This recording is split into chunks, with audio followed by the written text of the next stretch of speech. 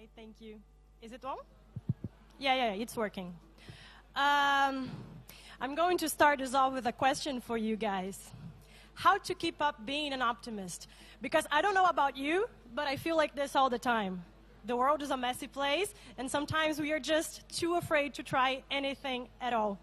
I have a friend, actually, and she always tells me, you know, I don't want to save the world anymore because it's just too exhausting. I just want to be happy. But how can we be happy if we know there are people around us suffering? And when I say people, I include our planet, right? And sometimes I feel that when you're trying to do something about it, about anything, it doesn't matter which one is your cause, it's like your skin is burned and every new drop of bad news just hurts you again and again. And then you never get the time to heal all your wounds.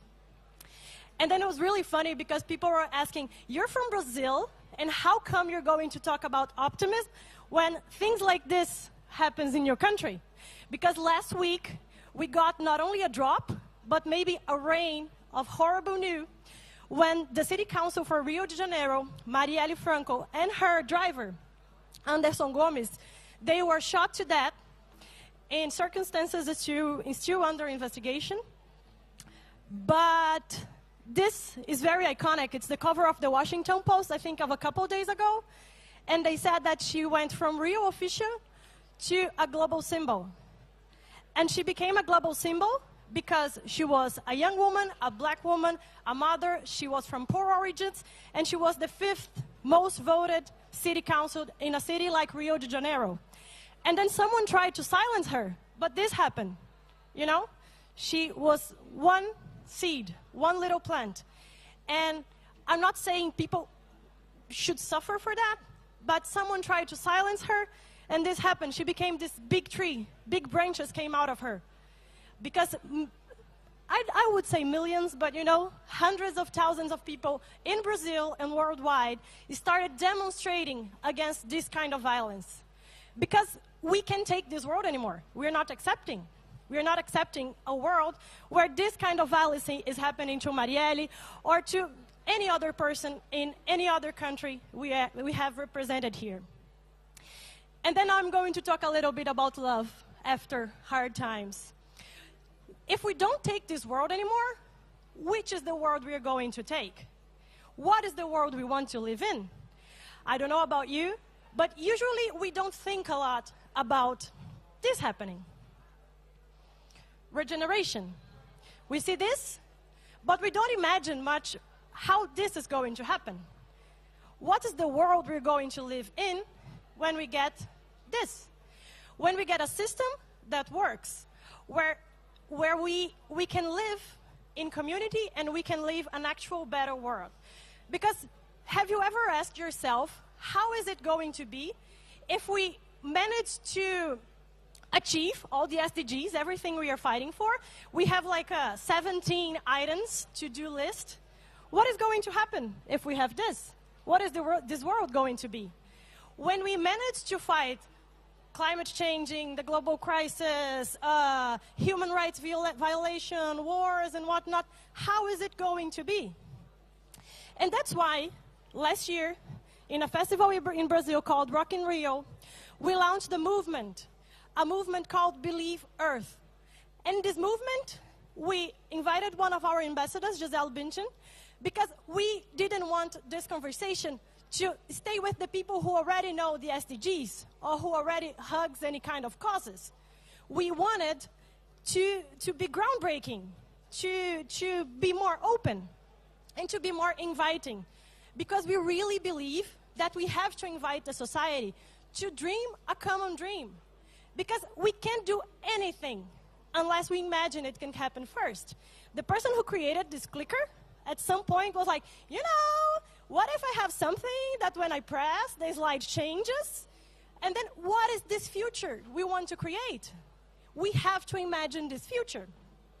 And one of the ways that we found to create this future was telling stories, like Hindu stories. She's from Chad, and she's from a village that girls are not allowed to go to school, but she was a lucky one. And now she's showing the importance of listening and working with women to survive climate change. And this is Reinaldo. He's from Brazil, from back home. And he works with people and kids to recover from tragedies and wars and stuff like that. And those are the guys from Kerala. Kerala was a big dumpster in India. All the trash came and they made this big strike. They camped on the road. They said, we don't want trash anymore. We are people. We are a big community. And now they pressured the government to install a big composting system. And those are kids back in Brazil as well. They joined the community, and now there is a local draft of law to unpollute and make sure that a fish that only lives in a creek around the school, it's going to peep up. And I'm bringing those stories because it's very important for us when we hear all the bad news, because the news cycles and the sci-fi and whatnot will only show that we are in danger.